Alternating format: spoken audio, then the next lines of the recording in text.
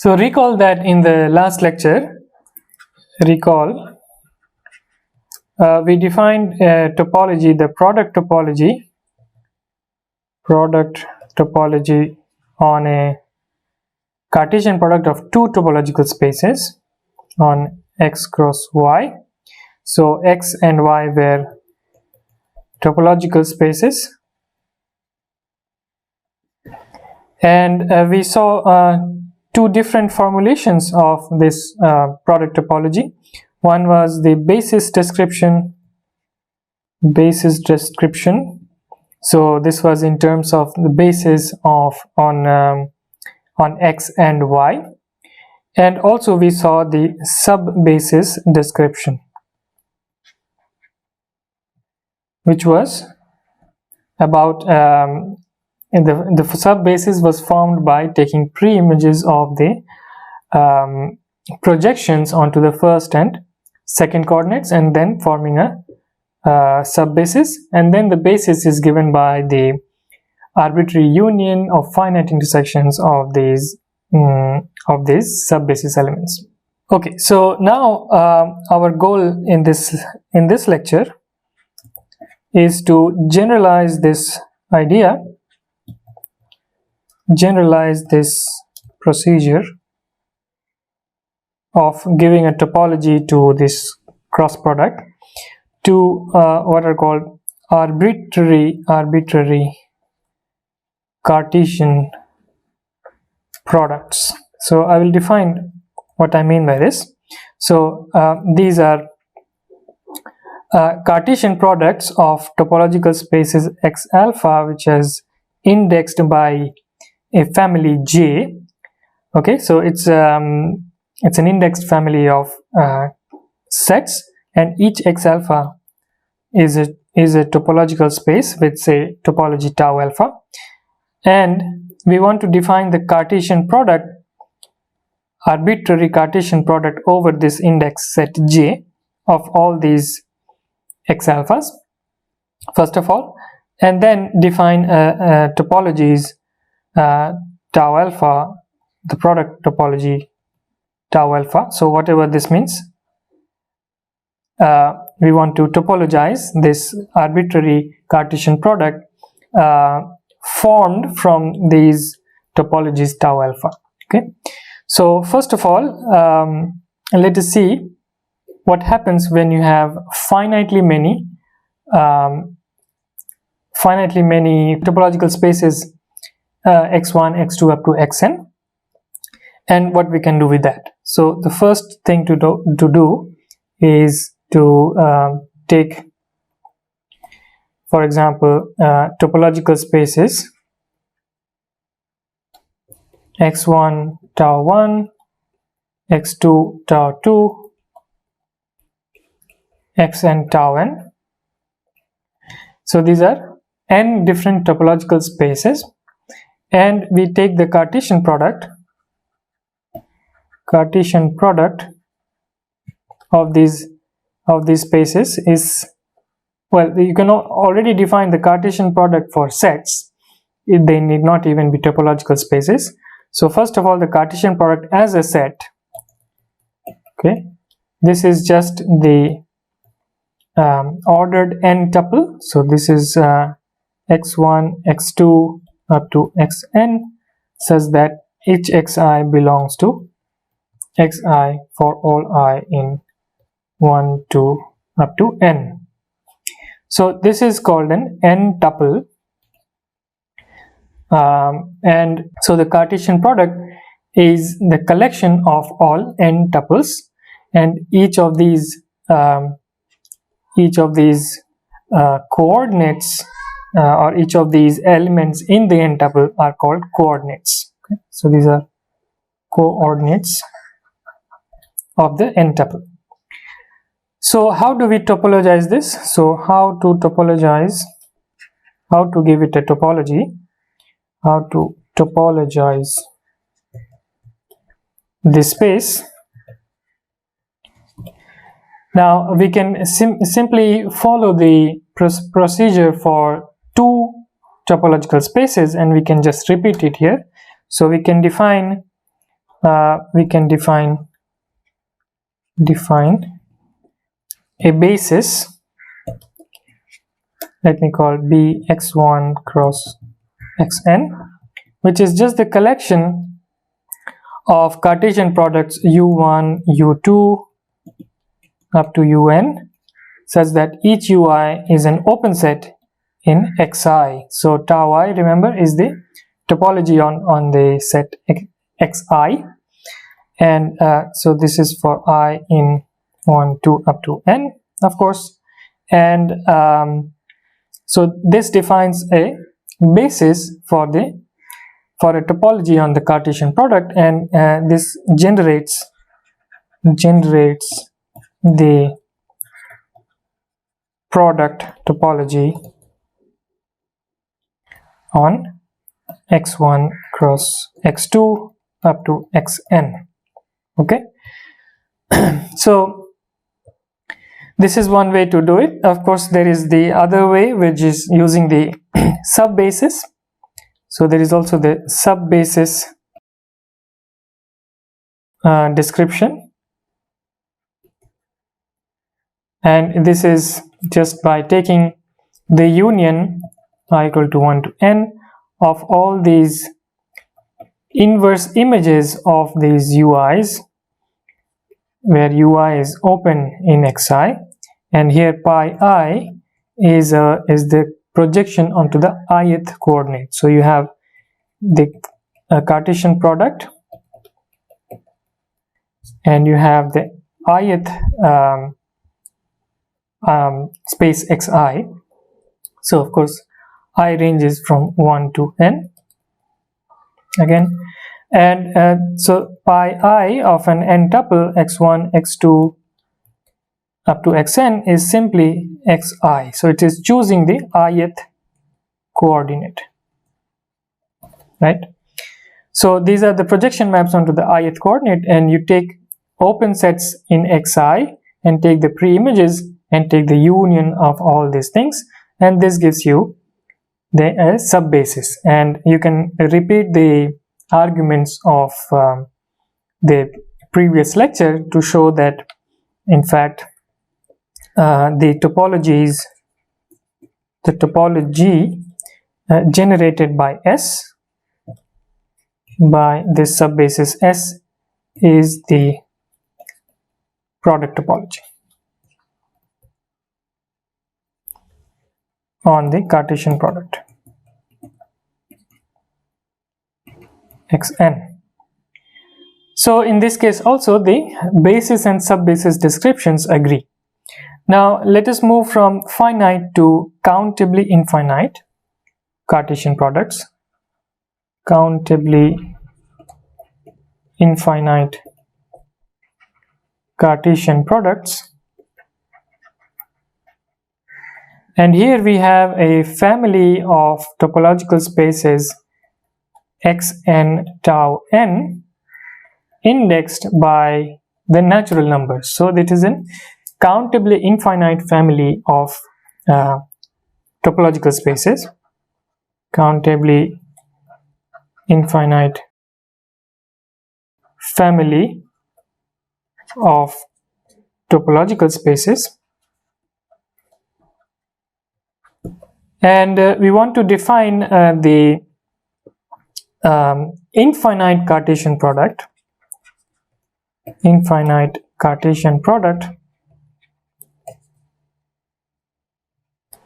of these spaces xn's. So this is denoted by symbol of this form. So it's pi, and this is pronounced as pi I equal to, or n equal to 1 to infinity xn. Okay, or it can also be denoted by n in n xn. So either way we can use these two notations to denote the infinite Cartesian product of these xn's, which are indexed by the natural numbers. So what is this infinite Cartesian product? This is again an infinite tuple, if you want. So we have seen n tuples where you had finitely many n number of coordinates. Here you can have infinitely many coordinates, x1, x2, x3, and it goes up to infinity. Okay, so but still we have xn belongs to xn. So this is one of the ways to define the infinite Cartesian product of a family, an indexed family of sets indexed by the natural numbers. So now we can try to give the basis description and the sub-basis description, and the sub-basis description, and we will see that these two things for the infinite Cartesian product generate different topologies. So as long as your family is finite, you have finitely many topological spaces, then the basis and sub-basis descriptions give you the same topology, they generate the same topology. But when you have an infinite Cartesian product, then they generate different topologies.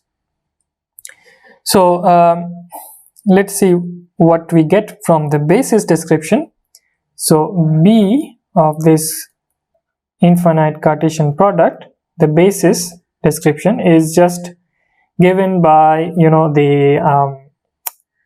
the product of, so the infinite product of open sets, n is in un belongs to tau n, so un is open in xn, and this gives you a basis for a topology on the infinite Cartesian product, which we shall call the box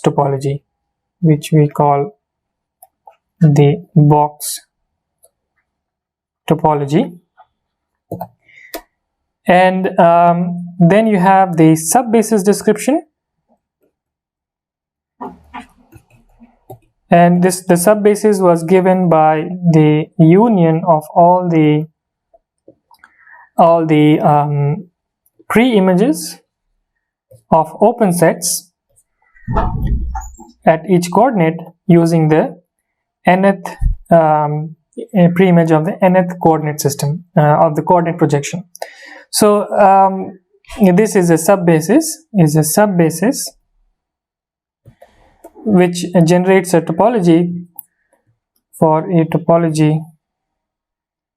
on this infinite Cartesian product, which we call the product topology. So let us see how they differ, how these two topologies differ. So first of all, notice that when we have finitely many topological spaces, the first one and the second one agree, and we only called it the product topology. Here we are differentiating between these two because they give you in general different topologies, and the first one we call it the box topology, and the one with the sub-basis we call the product topology. So here is a lemma that compares these two topologies, and it says that the box topology on the infinite Cartesian product is strictly finer than the product topology.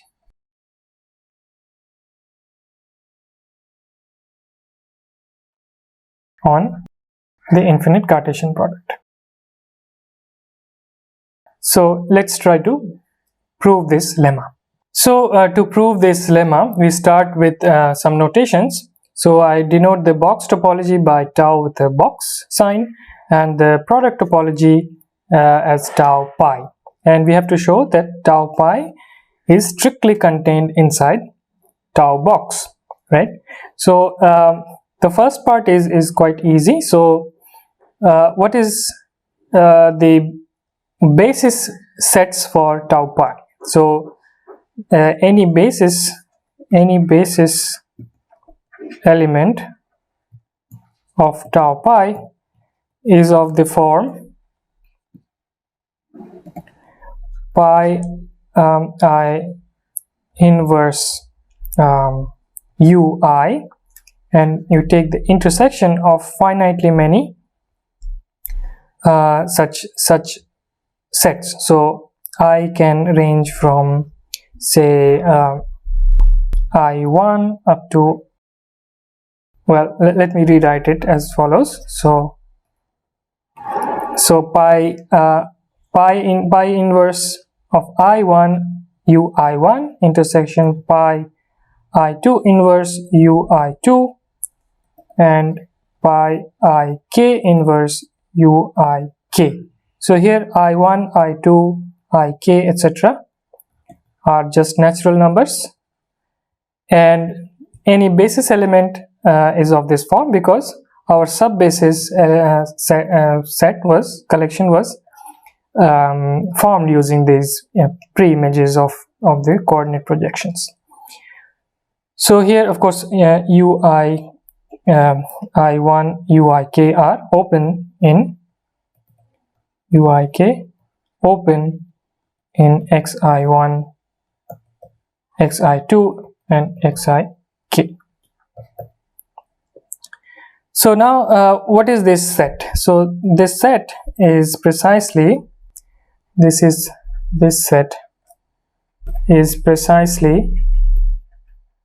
you have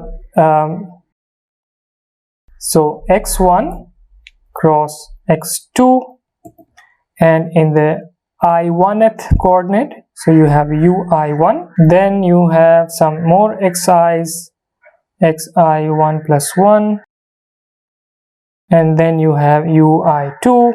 So you're only at finitely many places you have ui's, and then the rest of them are just the whole spaces of xi's, right? So then you have xi2 plus 1 and so on, and then the end one is xik, and then you have all of the rest are just copies of the full spaces, like this. Okay, and of course all of these are open. So because if you have the whole space, it is open in the respective topology, and these are also open, ui's are open in the respective topology, and so this kind of a set belongs to B of the Cartesian product, which is a basis set for tau box. Okay, so this means that tau pi is contained inside tau box. On the other hand, a general open set in tau delta, tau box, will not be open in the product topology, because if you have all of these, if you have infinitely many of the ui's and if we have a proper open subset of the xi's in each of the coordinates, then that set will not be open in tau pi. So if we take a set U, which is of the form pi un n in n, and un open in tau n, and un is not equal to the entire set xn, then this set is open in tau delta, tau box, but not in tau pi, because for tau pi you only have finitely many of the proper subsets and the rest of them will be the whole spaces.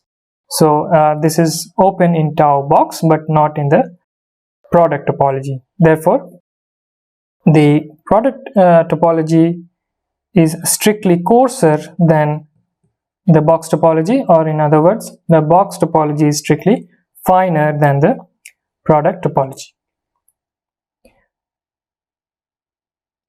Now we come to the arbitrary Cartesian products. Arbitrary Cartesian products of sets first. Products of a family of sets indexed by some index set j. So how to define the Cartesian product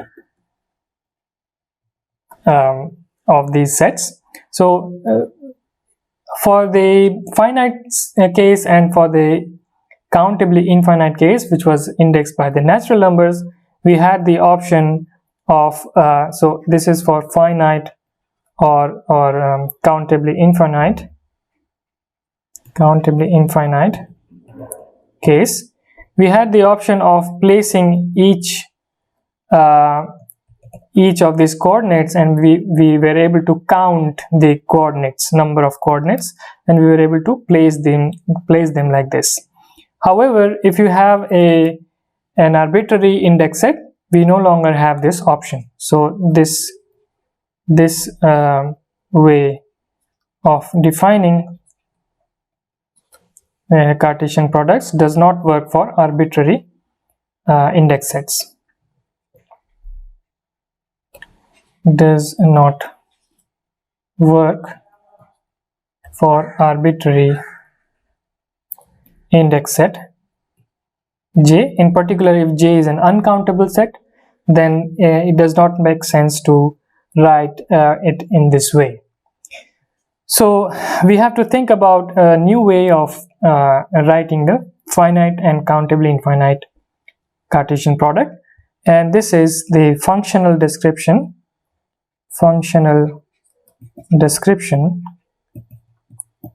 of Cartesian products.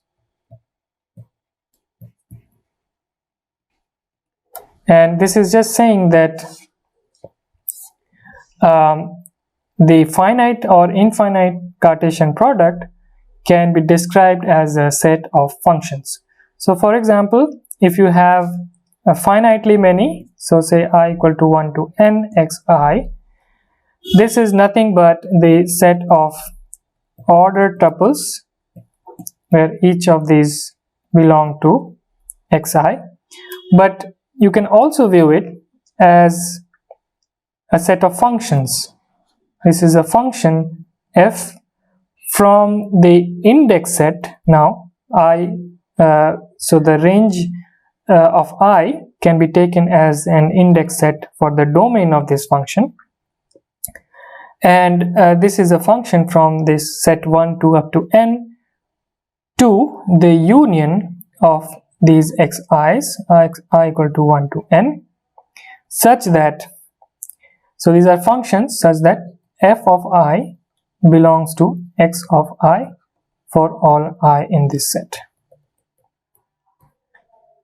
So what are these f of i's? These are precisely the coordinates x of I that appear here, right?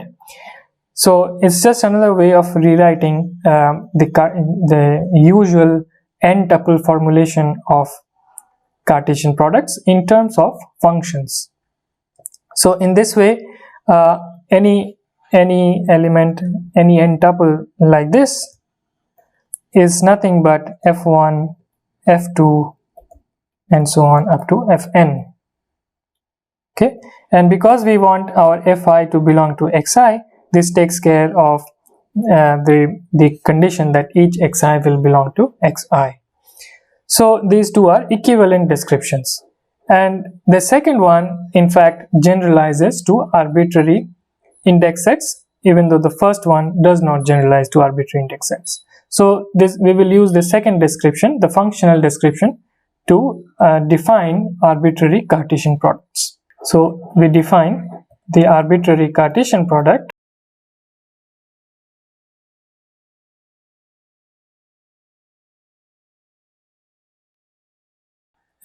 if x alpha is an indexed family, indexed collection of sets, then we define the arbitrary Cartesian product of these x alphas as the set of functions from J now. So remember then when we had the finitely many coordinates, we used the index set as 1 up to n. If we have an infinite Cartesian product, we can still use n here rather than 1, 2 up to n. And similarly, if we have an arbitrary index set, we use j. So this function is a function from j to the union, arbitrary union of all these x alphas, such that f of alpha belongs to x alpha for all alpha in J. Okay, so each element of this arbitrary Cartesian product is a function of this type, and we also denote an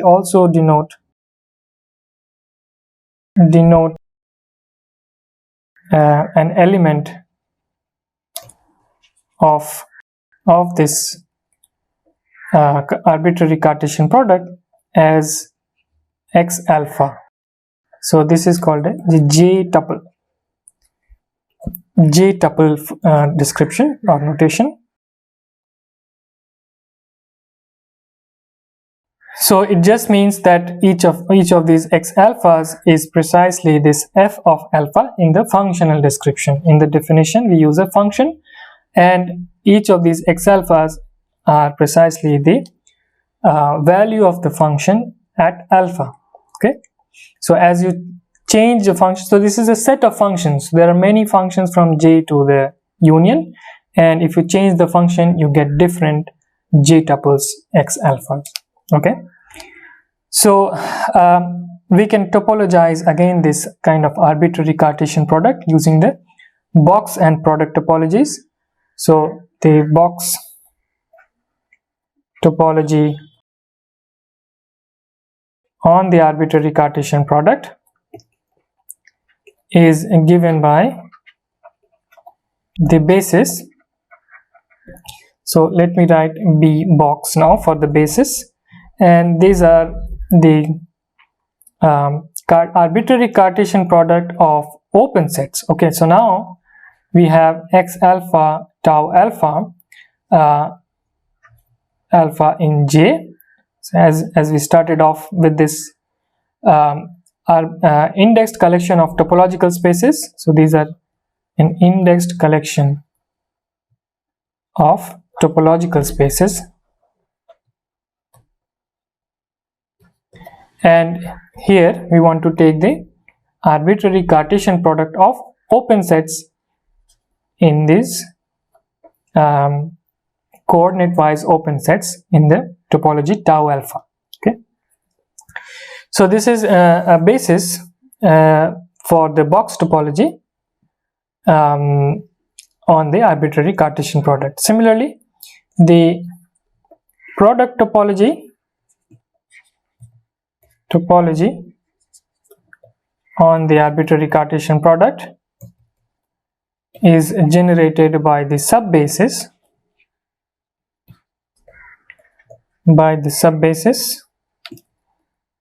S pi. Let me write S pi for the subbasis, and this is nothing but the union over J pi alpha inverse U alpha, where U alpha is open in tau alpha, and here pi alpha is the projection onto the alpha-th coordinate, if you want. So it is a map from the Cartesian product to x alpha. So here alpha is in J, and pi alpha is just taking a J tuple x alpha, and it gives you the alpha-th coordinate x alpha. So this is in the J tuple notation. If you want the functional description, so if you have a function from J to the union x alpha such that f alpha belongs to x alpha, then pi alpha of f is nothing but f of alpha. So this is the functional description of the projection map onto the alpha-th coordinate. So we still try to think of these alphas as coordinates in comparison with the finite and the countable infinite case. Okay, so this gives you a subbasis, and the subbasis generates the product topology on the arbitrary Cartesian product. And again we have the lemma. It says that, so I think it is 3.2. so the lemma says that the box topology is strictly finer than the product topology